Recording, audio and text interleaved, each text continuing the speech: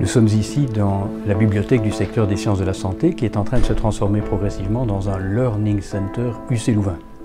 De gros travaux vont commencer bientôt et nous avons décidé de baptiser le nouveau Learning Center du nom d'une dame.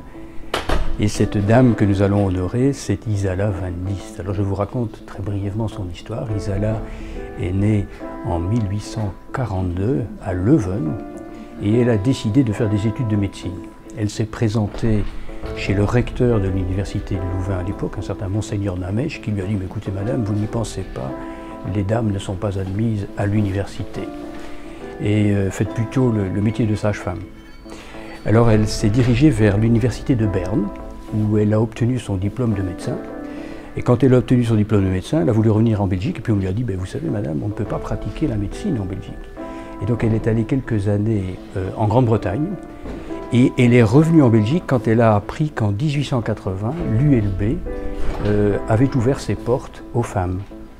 Et en 1882, elle a fait des études complémentaires à l'ULB, et c'est finalement par un arrêté royal en 1884 qu'elle a été autorisée finalement à pratiquer la médecine en Belgique. C'était une femme remarquable qui a fait une carrière exceptionnelle. Elle s'est occupée notamment d'un centre pour les prostituées à Bruxelles. La Belgique lui a rendu un honneur en 2011 en frappant une pièce de 2 € avec son effigie à côté de celle de Madame Marie Popelin, qui est la première juriste belge. Et il nous a semblé qu'il était temps, au moment où 65% des médecins que nous diplômons sont des femmes, de rendre honneur à cette grande dame, le docteur Isala Van Diest, et nous lui donnerons donc le nom de notre Learning Center du secteur des sciences de la santé.